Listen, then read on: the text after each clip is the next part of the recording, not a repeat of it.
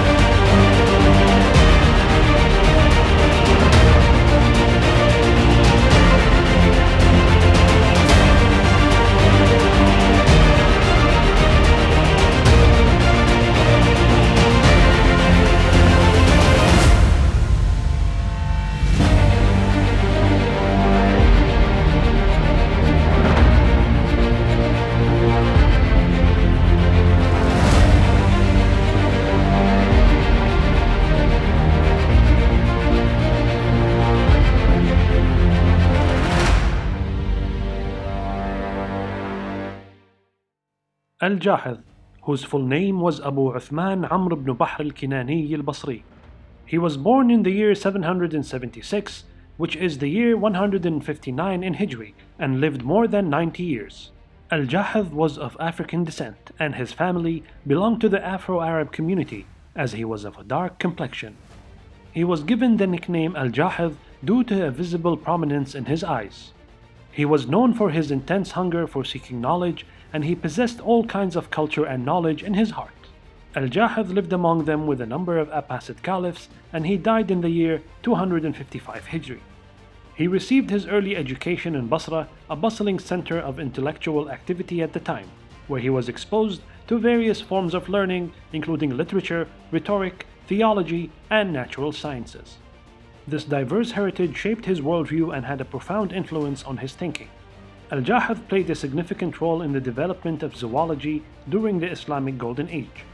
His contributions to the field were pioneering and laid the groundwork for future studies of the animal kingdom. Here are some key aspects of Al-Jaḥظ's role in zoology. Al-Jaḥظ's most notable contribution to zoology is his monumental work, The Book of Animals. This extensive text is a comprehensive study of the animal kingdom.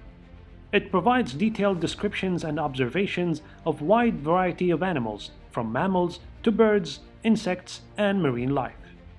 In this work, Al-Jaḥظ sought to categorize and understand the natural world. Al-Jaḥظ's approach to zoology was characterized by empirical observation. He believed in the importance of first-hand experience and direct observation of animals. This approach was a departure from earlier traditions that relied on inherited knowledge and abstract theorizing. Al-Jaḥظ's observations were based on careful scrutiny of animals, behaviors, and characteristics. What sets Al-Jaḥظ's work apart was his narrative style. He combined scientific observations with engaging anecdotes and stories about animals. This made his writing not only informative, but also highly engaging for his readers. The use of storytelling and vivid descriptions made the Book of Animals accessible and captivating. Al-Jaḥظ attempted to classify animals based on their characteristics, behaviors, and habitats. His efforts to categorize and understand the animal kingdom laid the foundation for later developments in animal taxonomy and classification. Al-Jaḥظ's work was instrumental in inspiring later scholars and naturalists. His approach to observing and describing animals influenced the work of figures such as Al-Mas'udi and Al-Ma'mun. His writings had a lasting impact on the development of zoology in the Islamic world and beyond.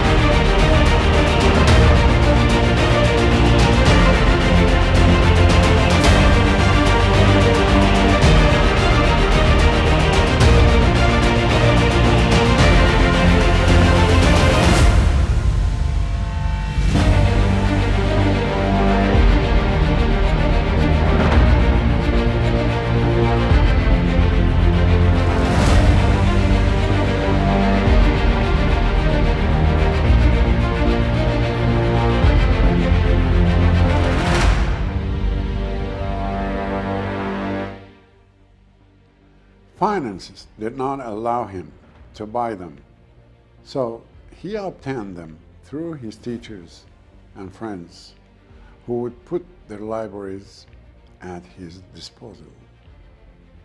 Al-Jaḥظ's culture included all the sciences known in his time. He studied logic, philosophy, mathematics, physics, politics, ethics, and physiognomy. He excelled in all of them, and he developed a diverse and abundant culture. At that time, he moved to Baghdad to increase his knowledge, and then came into contact with the great scholars there. One of Al-Jaḥظ's most renowned works is The Book of Animals. This monumental text is a comprehensive study of the animal kingdom, featuring detailed observations and anecdotes about a wide range of creatures. Al-Jaḥظ's approach was not merely scientific, but also literally, as he combined factual information with entertaining narratives. His key powers of observation, and storytelling made his work both informative and engaging. The Book of Animals laid the foundation for zoology and animal behavior studies in the Islamic world, and its influence extended to Europe in later centuries. He provided detailed observations of various animals and their behaviors, setting the stage for future zoological studies. His approach, which combined scientific rigor with engaging narratives, laid the foundation for the study of the natural world. Al-Jahiz was not limited to scientific writing alone. He was a prolific author of literary essays and treatises.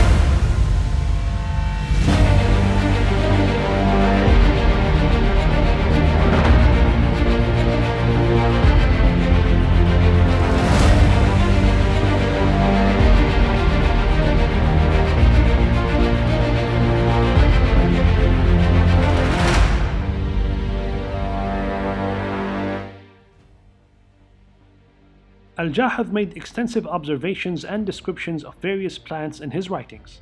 He documented the characteristics, uses, and cultivation methods of a wide range of plant species. His work provided valuable insights into the diversity of plant life.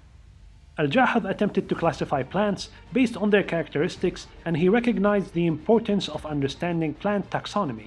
He contributed to the development of plant classification and the study of botany within the Islamic scientific tradition. Al-Jaḥظ's writings included discussions on plant propagation and hybridization, reflecting his understanding of the principles of plant breeding. He recognized that crossbreeding plants could lead to desirable traits and the impoverishment of crop varieties. Al-Jaḥظ emphasized the importance of agriculture and the need for sustainable agriculture practices. He wrote about topics such as soil quality, the significance of climate in plant growth, and the necessity of crop rotation to maintain soil fertility.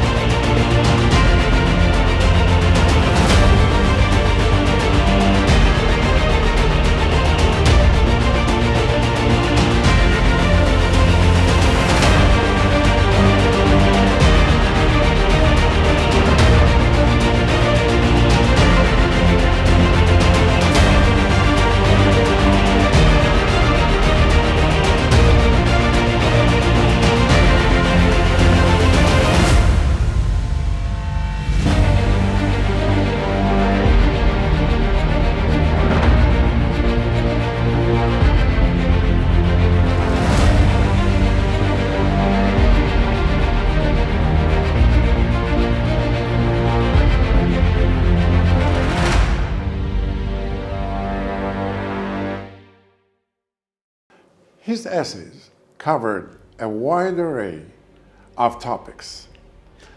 In these essays, he showcased his wit, eloquence, and deep understanding of human nature. His exploration of the art of conversation, in particular, demonstrated his ability to dissect the nuances of communication and persuasion. His works are still relevant in the study of literature and language. While الجاحظ is best known for his contributions to zoology and literature, he also made significant contributions to the fields of botany and agriculture during the Islamic Golden Age. His writings on plants and agriculture have left a lasting impact. Here are the key aspects of al-Jaḥiz's role in botany and agriculture. Al-Jaḥiz's writings on the natural world were not limited to descriptions of animals and plants. He also delved into evolutionary thought, a concept that was revolutionary for his time. He proposed ideas that predate Charles Darwin's theory of evolution by over a millennium.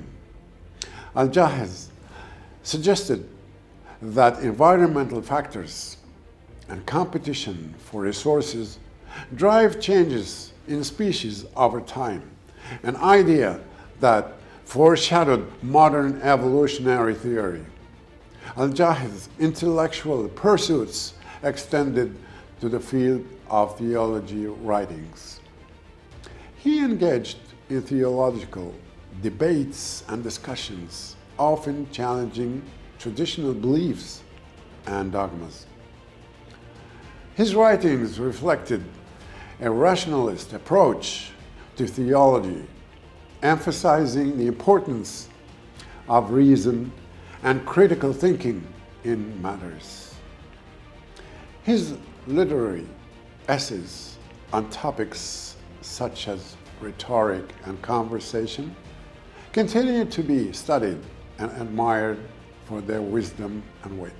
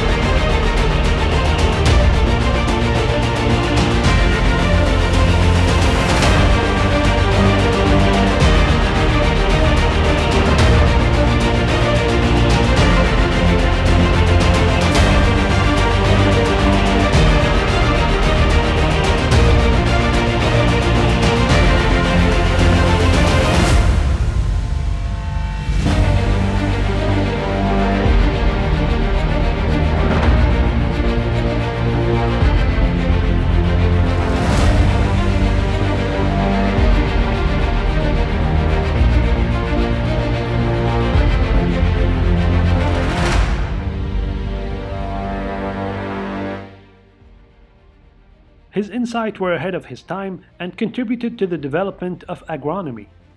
Al-Jaḥiz's writing on botany and agriculture influenced subsequent scholars and agricultural practices. His observations and recommendations provided a basis for the development of agricultural knowledge and practices in the Islamic world and beyond. Al-Jaḥiz recognized the interconnectedness of botany and agriculture.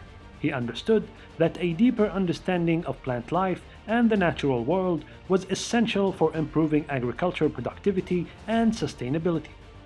In summary, الجاحظ's role in botany and agriculture was characterized by his observations, descriptions, and classifications of plants, as well as his emphasis on sustainable agricultural practices. His writings contributed to the development of botany and agriculture during the Islamic Golden Age and had a lasting influence on agricultural knowledge and practices.